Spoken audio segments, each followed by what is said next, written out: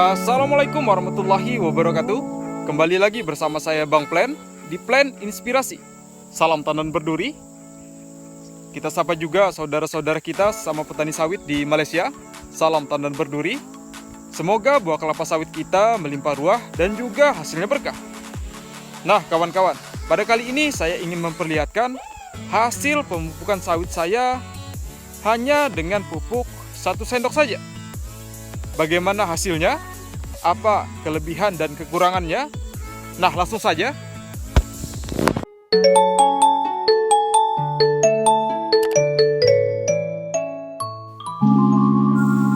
Nah, kawan-kawan, sebenarnya di awal pemupukan dengan metode 1 sendok NPK ini saya hanya bereksperimen. Saya penasaran bagaimanakah hasilnya? Apakah terdapat perbedaan atau malah terjadi kerugian pertumbuhan terhadap tanaman?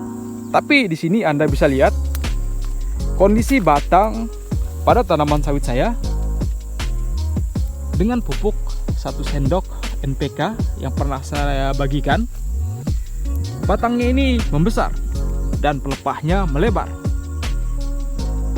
Sebagian besar di sini sudah saya lakukan kastrasi sebanyak 3 kali. Usianya sekarang sudah memasuki 24 bulan. Kurang 1 tahun kita bisa melakukan panen perdana. Untuk pelepahnya bisa Anda nilai sendiri, warnanya hijau pekat sama dengan daunnya. Nah, terkait dengan dosis pemupukan yang saya gunakan, yaitu 1 sendok dengan rotasi 2 bulan 1 kali. Jadi selama setahun saya melakukan pemupukan sebanyak 6 kali. Caranya cukup sederhana. Kita cukup memberikan pupuk NPK Mutiara ini sebanyak 1 sendok makan. Kita taburkan di sekitar piringan. Ini sudah saya lakukan kastrasi 3 kali jika tidak salah. Sini masih ada dompet yang keluar. Wih, pelepahnya kawan-kawan hijau pekat mempesona. Sudah saya taburkan juga dolomit. Nah, agar pemupukan 1 sendok ini dapat bekerja dengan baik, usahakan sebelumnya Anda lakukan pemberian dolomit, karena dolomit ini sangat baik dalam memperbaiki struktur tanah. Jadi tanah itu bisa gembur, apalagi pada saat tanaman sawit belum menghasilkan seperti ini. Kita sering menggunakan herbisida. Jadi tentunya tanah itu mengandung banyak zat-zat kimia yang bisa menghambat pertumbuhan dari mikroorganisme. Karena percuma saja kawan-kawan jika kita menggunakan pupuk Mutiara ini, akan tetapi kondisi tanah itu buruk, apalagi pH-nya tinggi atau basah, pupuk ini tidak akan bekerja dengan baik. Jadi sudah dosisnya kecil kita gunakan, ditambah lagi kondisi tanah, jadi bisa sia-sia kita lakukan pemupukan. Jadi usahakan berikan pemberian dolomit. Nah, dalam 1 tahun saya menggunakan pupuk dolomit di kebun sawit saya ini sebanyak 2 kali. Per semesternya 6 bulan 1 kali. Nah, dari sini bisa kita lihat keuntungan yang bisa kita dapatkan ketika menggunakan pemupukan dengan dosis 1 sendok menggunakan pupuk Mutiara NPK 1616 ini. Yang pertama itu kondisi daripada bonggol itu membesar, serta kondisi daun yang berwarna hijau pekat. Rata-rata tanaman sawitnya pertumbuhannya sama, karena memang saya menggunakan pemupukan ini dengan 1 sendok. Di sebelah kiri saya juga bereksperimen dengan menggunakan pupuk urea saja tanpa menggunakan NPK dengan dosis 1 kilo per pokok. Saya penasaran, saya ingin melihat perbandingannya.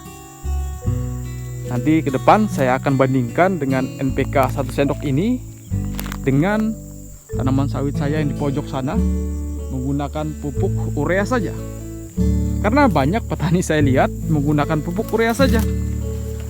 Menurut pengalaman saya, ketika menggunakan pupuk urea saja, tanaman sawit itu terlihat memang hijau kawan-kawan. Karena memang fungsi dari urea adalah meningkatkan jumlah sel klorofil pada tanaman sawit. Jadi wajar jika warnanya hijau. Akan tetapi sayangnya ketika kita hanya menggunakan urea saja itu batangnya itu stagnan, tidak mau membesar. Dan juga pelepahnya bisa Anda lihat kebanyakan hanya hijau muda, tidak pekat seperti ini.